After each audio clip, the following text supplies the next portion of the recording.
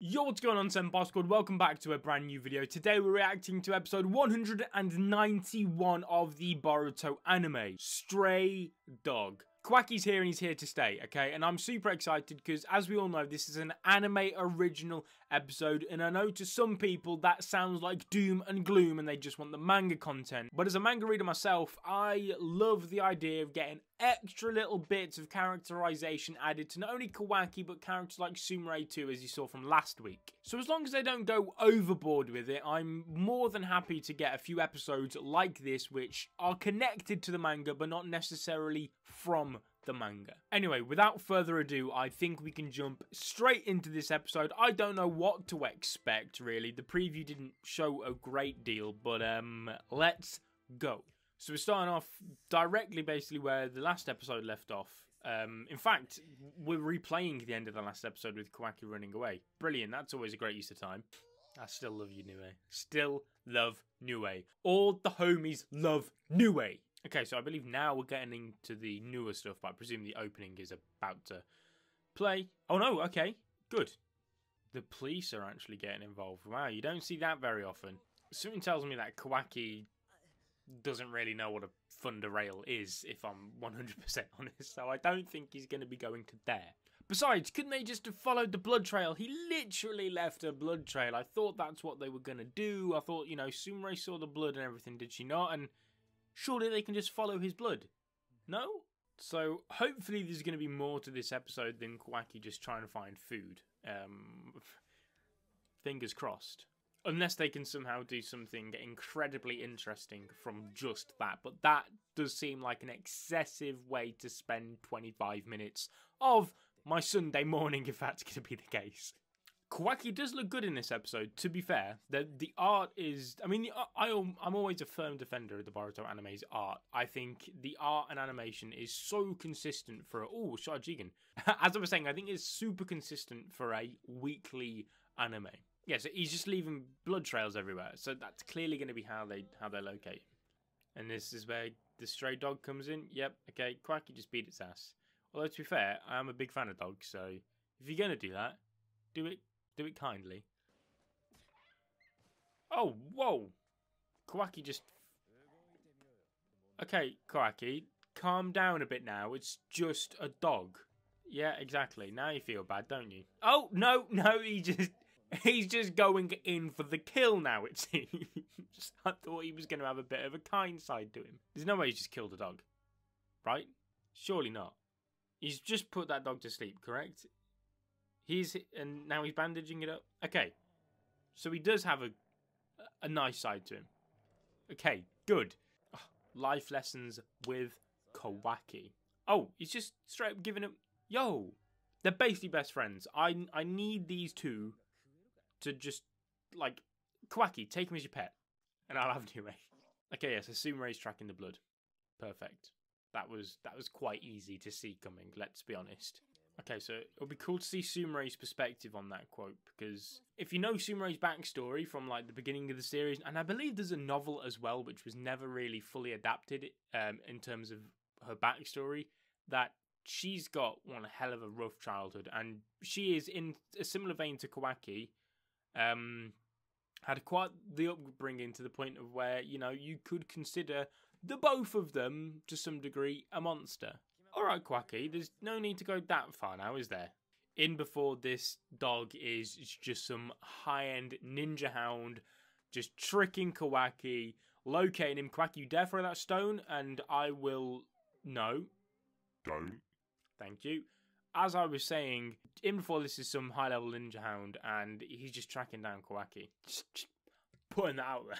And then here's Naruto. I think it's too big of a risk to allow someone we don't know about into the village. Now this will be interesting, because for those who've read the manga, there was a little bit of this about the whole, oh, should we let him into the village, should we not? And it was sort of just, it was brushed over quite quickly, whereas it looks like the anime is going to take a more serious outlook on it.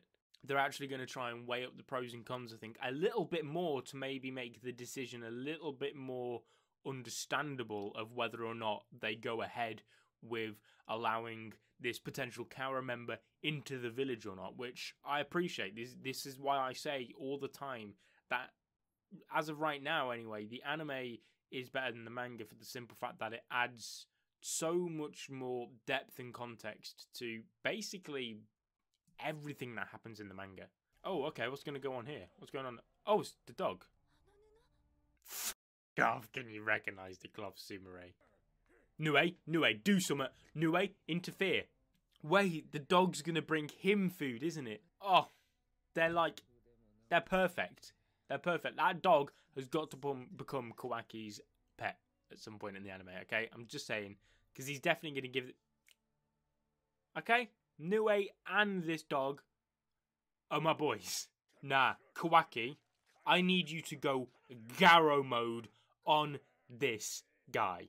Oh, he had the blacked out eyes. Kawaki is mad. The theme has cut in. What are you going to do with him? Go on, Kawaki. Kill him. Just kill him. I don't care if it gets you deported or what.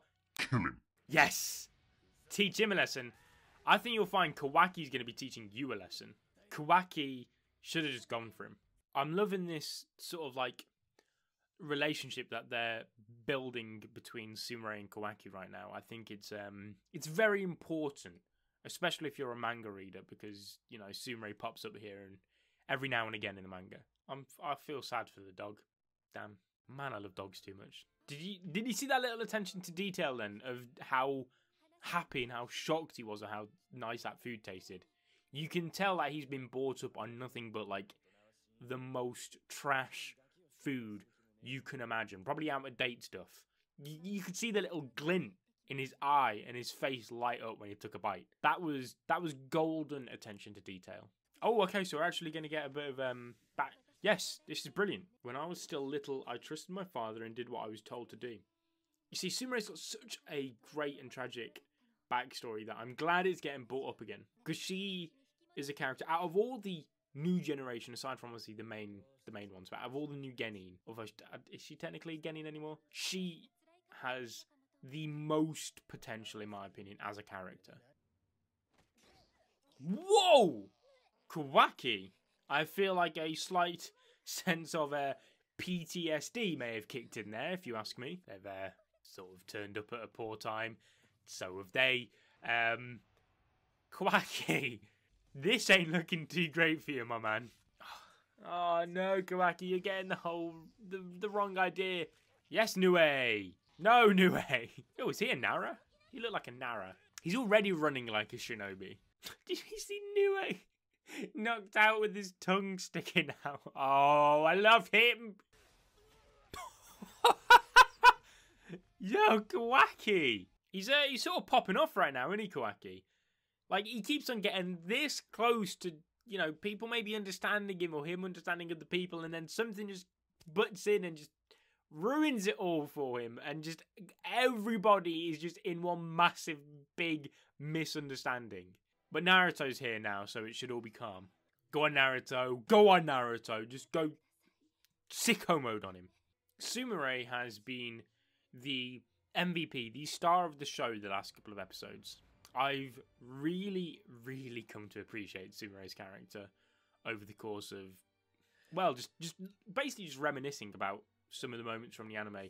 And you realise she's been involved in quite a little bit, and that she's actually a character full of potential and highly underrated, in my opinion. Go and have Naruto pop up. Just absorb it, Kawaki. Yes! That's what I want to see. Look at him go. Ooh, yo! That looks sick! I'll show you what it means to not hold back. Surely not. Go on, Naruto, step in. Go on. The kid. Yo! I never expected anything this level. That was so cool. And so it begins. The story of Kawaki and Naruto. Oh boy, they did such a fantastic job on this episode. And there we go. I'll quickly see what the preview is saying for next week's greatness. I'm presuming we're more or less going to be going back into manga content starting from next week. Oh, okay, so we're getting flashbacks. My dad is a great person. What?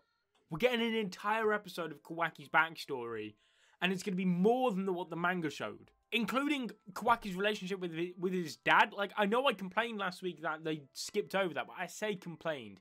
I didn't complain that they skipped over it. I just said I thought it felt odd. But now it all makes sense because they're going to expand on it. Because personally, I thought what they showed us of his backstory at the time in the manga was sufficient enough.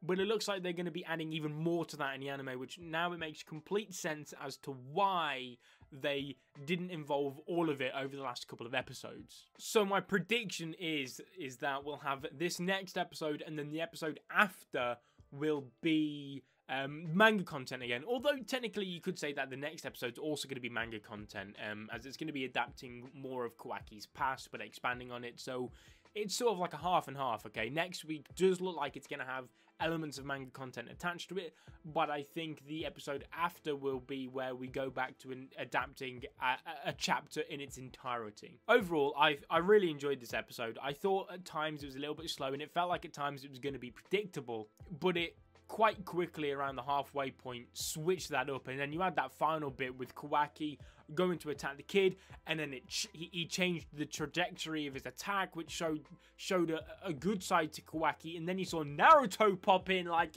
it went crazy. It had no reason to go that hard. The art in this episode, Kawaki always looked good, but that last scene was where it just leveled up a notch. Thoroughly enjoyed this episode. If you guys did enjoy this episode and this video as well, make sure to leave a like. Get in the comment section down below. Let me know what you guys thought. And subscribe if you're not already to become a member of the Senpai Squad. We'll have more Boruto content coming your way, as always, very, very soon. But until then, peace.